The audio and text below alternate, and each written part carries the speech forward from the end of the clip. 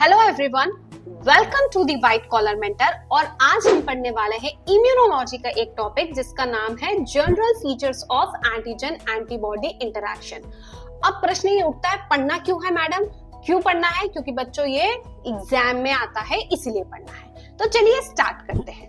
अब ये topic start करने के पहले आपको एंटीजन और एंटीबॉडीज के बारे में मालूम होना चाहिए। सो एंटीबॉडीज में मैंने एक डिटेल वीडियो बनाया हुआ है जिसका लिंक मैंने डिस्क्रिप्शन बॉक्स में दिया हुआ है, चाहे तो आप उसे देख सकते हैं। फिर भी मैं आपको यहाँ पे थोड़ा सा बताती हूँ कि ये होते क्या है। So antibodies are basically what Y shape structure होते हैं जो कि एंटीजन से रिएक्ट करते हैं और इम्यून रिस्पॉन्स जनरेट होता है। फिर अब एंटीबॉडी वाई शेप है तो पूरा का पूरा एंटीबॉडी जाके नहीं घुस जाता एंटीजन के अंदर। बेसिकली एंटीबॉडी का कौन सा हिस्सा है, यहाँ पे क्या होता है, फ्रैगमेंट ऑफ एंटीजन बाइंडिंग, जिसे हम क्या कहते हैं, पैराटोप भी कहते हैं। तो पैराटोप की मदद से ये एंटीजन से रिएक्ट करते हैं। अब एंटीजन्स क्या होते हैं? So antigen are basically foreign substances. ये जब भी आपके बॉडी के अंदर घुसते हैं तो बेसिकली ये क्या करते हैं, इम्यून रिस्पॉन्स जनरेट करते हैं। सो ऐसा कोई भी सब्सटेंस जो आपके बॉडी के अंदर आने के बाद इम्यून रिस्पॉन्स को स्टिमुलेट करता है उसे हम एंटीजन कहते हैं। सो ये एंटीजन और एंटीबॉडी थे।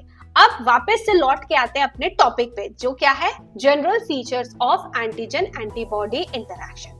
तो कहानी की शुरुआत होती है जब भी एंटीजन और एंटीबॉडी कोई सॉल्यूशन में घूम रहे हैं, जब भी ये पास पास आते हैं तो क्या होता है, क्या होगा, जब भी हीरो और हीरोइन आपस में पास पास में आते हैं तो क्या होता है, उल्टा दिमाग मत लगाओ, क्या होता है, basically there is a formation of bond. वैसे ही जब एंटीजन और एंटीबॉडी दोनों पास पास में आएंगे तो there is a formation of bond, there is a formation of linkage.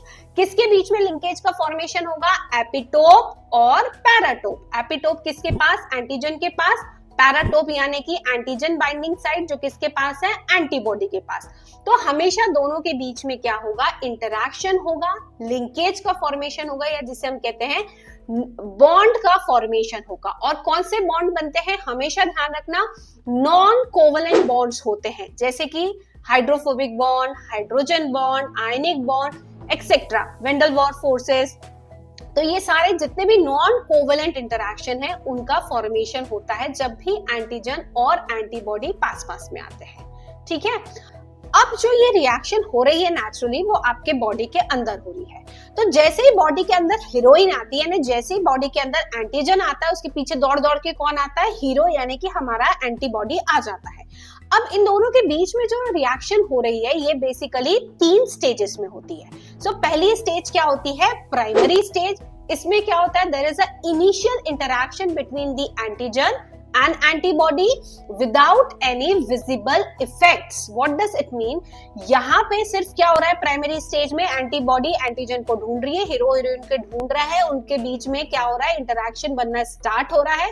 और यहाँ पे क्या है, कोई भी विजिबल इफेक्ट नहीं, यानी आपको कुछ और दिखाई नहीं दे रहा है, सिर्फ एक दूसरे से क्या कर रहे हैं, इंटरैक्ट कर रहे हैं।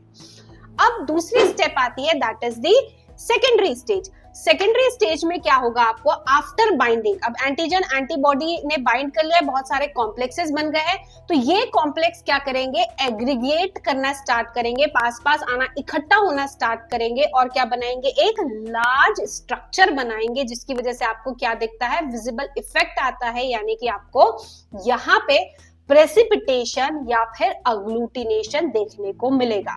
घबराओ मत, इसके बारे में, ये कौन सा टर्म बोले मैंने अजीब से, इसके बारे में हम आगे बात करेंगे। इसके बाद क्या होता है, टर्शरी स्टेज आती है। टर्शरी स्टेज में क्या होता है, हीरो हीरोइन ने रिएक्ट कर लिया है भाई, एक लार्ज कॉम्प्लेक्स बन गया है। अब क्या होता है, आपका इम्यून रिस्पॉन्स टेक पार्ट करता है। अब भाई ये एंटीजन घुस गया, इसको बाहर तो निकालना पड़ेगा, तो अभी इम्यून रिस्पॉन्स आएगा, भाई आगे इसको क्या करना है, न्यूट्रलाइजेशन करना है कि खत्म करना है, उसका डाइजेशन करना है। तो ये क्या इम्यून सिस्टम क्या करेगा, दैट किसमें होता है, वो सारी चीजें टर्शरी स्टेज में होती है। तो ये आपकी 3 स्टेजेस थी, प्राइमरी, सेकेंडरी और टर्शरी। अब ये तो बॉडी के अंदर हो रहा है, इंसान बड़े चालाक होते हैं, वो हर चीज में अपना फायदा ढूंढने की कोशिश करते हैं। तो क्या किया उन्होंने सोचा क्यों ना ये रिएक्शन को बॉडी के बाहर किया जाए और किस में यूज किया जाए, डिसीज के डायग्नोसिस में यूज किया जाए। आपने कभी ना कभी कोई ना कोई टेस्ट कराया होगा, मलेरिया का, टीबी का, कोरोना का, एक्सेट्रा, किसी का भी। सो इसमें होता क्या है, बॉडी के बाहर क्या हो रहा है, एंटीजन एंटीबॉडी रिएक्शन किए जाते हैं। सो ऐसे रिएक्शन, ऐसे एंटीजन एंटीबॉडी रिएक्शंस जो बॉडी के बाहर होते हैं उसे हम कहते हैं सीरोलॉजिकल रिएक्शन। तो ये था बेसिकली किसके बारे में कि एंटीजन एंटीबॉडी का रिएक्शन कैसे होता है और बॉडी के अंदर कौन कौन से स्टेजेस में होता है। अब हम आते हैं हमारे मेन टॉपिक में, that is the general features of antigen antibody reaction.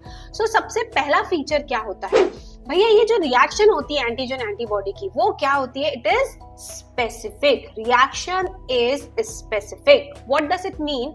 आपने सुना होगा लॉक एंड की थ्योरी के बारे में, नहीं तो आपको ये मालूम होगा एक ताले की एक ही चाबी होती है। ऐसा नहीं होता एक ताला है 10 चाबी से सेम ताला खोल लो, या फिर 10 ताले के लिए एक ही चाबी यूज कर लो, नहीं, हर ताले की अलग चाबी होती है। वैसे ही यहाँ पे पर्टिकुलर एंटीबॉडी के लिए पर्टिकुलर एंटीजन होता है। अगर आपके बॉडी में साल्मोनेला आया है, उसके लिए जो एंटीबॉडी होगी वो सिर्फ साल्मोनेला से बाइंड करेगी। ऐसे नहीं सोचे कि आज बड़ा बोर हो रहा है, साल्मोनेला से बाइंड नहीं करती, मैं जाके आज कोरोना वायरस से बाइंड कर लेती हूँ, नहीं, ऐसा नहीं हो सकता।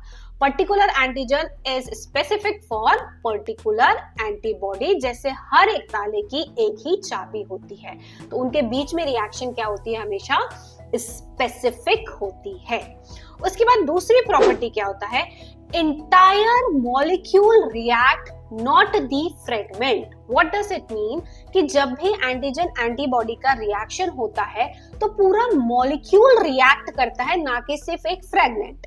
मैडम अभी तो आपने बताया कि इंटरेक्शन हमेशा किसके बीच में होता है, एपिटोप और पैराटोप के बीच में होता है। हाँ, इंटरेक्शन दोनों के बीच में हो रहा है, लेकिन ऐसा नहीं होता है कि बाबा ये वाई शेप एंटीबॉडी है, इसका इतना सा हिस्सा रिएक्ट कर रहा है, बाकी का कुछ काम नहीं, तो पीछे टूट के घूमने चला गया, डंडी ये पीछे की निकल गई और टूट के घूमने चली गई। ऐसा नहीं होता। अगर एंटीबॉडी भले ही ये वाला हिस्सा टेक पार्ट कर रहा है, भले ये वाला हिस्सा इंटरैक्ट कर रहा है एंटीजन से, पर पूरा मॉलिक्यूल वहीं पे प्रेजेंट रहेगा। सो इसलिए कहा जाता है entire molecule react not the fragment. Same with the antigen, antigen में भी ऐसा ही होगा, पूरा एंटीजन रिएक्ट करेगा। ऐसा नहीं है कि बाबा एपिटोप रिएक्शन में इन्वॉल्व है, हम पीछे जा रहे हैं घूम के आते थोड़ा सा, नहीं, पूरे के पूरा एंटीजन और पूरा का पूरा एंटीबॉडी का मॉलिक्यूल रिएक्ट करेगा, कोई ऐसा अकेला फ्रेगमेंट नहीं रिएक्ट करता। डन। नेक्स्ट प्रॉपर्टी क्या है, there is no denaturation of antigen and antibody during the reaction. What does it mean कि जब एंटीजन और एंटीबॉडी रिएक्ट कर रहे होते हैं तब कभी भी एंटीजन का या एंटीबॉडी का डीनेचुरेशन नहीं होता, यानी कि कभी भी दोनों में से किसी को भी ऐसे नुकसान नहीं होता कि स्ट्रक्चर खराब हो गया या टूट फूट गया, ऐसा कुछ भी नहीं होता है। नेक्स्ट प्रॉपर्टी क्या है, the combination occur at the surface and is firm but reversible. What does it mean कि जो एंटीजन और एंटीबॉडी का जो कॉम्बिनेशन होता है वो क्या होता है, सरफेस पे होता है। जैसे एंटीजन है, एंटीजन के जो एपिटोप प्रेजेंट होते हैं वो जनरली कहाँ पे प्रेजेंट होते हैं, सरफेसेस में प्रेजेंट होते हैं। ऐसा नहीं होता ऐसे अंदर एकदम घुसा के छुपा के रखा है एपिटोप का, बेचारा एंटीबॉडी आया वो ऐसे गड्ढा कर रहा है एंटीजन के अंदर, उसके बाद उसको घुस घुस के ढूंढ रहा है और उसके बाद रिएक्ट कर रहा है, नहीं। जनरली एपिटोप कहाँ पे प्रेजेंट होते हैं, सरफेसेस पे रहते हैं, ताकि आसानी से एंटीबॉडीज उनसे रिएक्ट कर सके, इंटरैक्शन हो सके। इसलिए कहा गया है जो कॉम्बिनेशन होता है वो कहाँ पे होता है, हमेशा एट दी सरफेस पे होता है। और कॉम्बिनेशन कैसा होता है, हमेशा फर्म होता है। फर्म क्यों होता है इसकी क्योंकि उसमें क्या होते हैं, बहुत सारे नॉन कोवेलेंट इंटरैक्शन इन्वॉल्व होते हैं। धन्य हो उनका, उनकी वजह से क्या होता है, जो ये रिएक्शन होती है वो कैसी होती है, फर्म होती है। और यहाँ पे क्यों कहा गया है रिवर्सिबल, रिवर्सिबल इसलिए कहा गया है क्योंकि जब जरूरत होती है, ऐसा नहीं है कि एक बार एंटीजन एंटीबॉडी चिपक गया, अब ये फेविकॉल का जोड़े बाबा निकलेगा ही नहीं, ऐसा नहीं होता, क्योंकि यहाँ पे क्या है, सारे के सारे non covalent interaction, covalent bond का फॉर्मेशन नहीं है, तो नॉन कोवेलेंट इंटरैक्शन है। तो कभी जरूरत है तो क्या होता है, एंटीबॉडी क्या अलग भी हो सकते हैं एंटीजन से। एक बार चिपक गए, एक बार इंटरैक्ट हो गए तो ऐसा नहीं है कि बाबा हमेशा ही रहेंगे। जैसे इंसानों में होता है डिवोर्स हो जाता है, शादी हो गई तो इसका मतलब ये नहीं जिंदगी भर साथ में रहेंगे, डिवोर्स लेके अलग भी हो सकते हैं जरूरत है तो। In the same way antigen antibody है तो ऐसा नहीं है कि एक बार जुड़ गए तो जुड़ गए, जरूरत है तो अलग भी हो जाते हैं। उसके बाद में both antigen and antibodies participate in the formation of precipitate और अग्लूटिनेट। जैसे हमने पढ़ा था कि जब भी एंटीजन एंटीबॉडी रिएक्ट करते हैं तो बाद में आपको क्या देखने को मिलता है, प्रेसिपिटेशन या फिर अग्लूटिनेशन। ऐसा कभी नहीं होगा कि ये जो प्रेसिपिटेट और अग्लूटिनेट बन रहा है, ऐसा नहीं होगा कि सिर्फ एंटीजन अकेले अकेले बना ले प्रेसिपिटेट, हमको जरूरत नहीं है एंटीबॉडी की, हम अकेले अकेले करेंगे, नहीं ऐसा नहीं हो सकता। या अकेला एंटीबॉडी रहे, वो बोले हम अकेले प्रेसिपिटेट करेंगे, हमको एंटीजन नहीं होना, बोर हो रहा है आज हमको उसके साथ में रिएक्ट नहीं करना, तो ऐसा नहीं। जब भी प्रेसिपिटेशन अग्लूटिनेशन होगा तो उसमें दोनों ही टेक पार्ट करते हैं, एंटीजन भी और एंटीबॉडी भी, दोनों उस रिएक्शन में पार्टिसिपेट करते हैं, तभी प्रेसिपिटेशन या फिर अग्लूटिनेशन देखने को मिलता है। सो लास्ट प्रॉपर्टी है antigen and antibodies can combine in varying proportion. So ये प्रॉपर्टी थोड़ा ध्यान से समझो। जैसे आपने एलिमेंट्स में देखा होगा कि बाबा एलिमेंट्स का जो वैलेंसी होती है वो फिक्स होती है, लेकिन यहाँ पे ऐसा नहीं होता।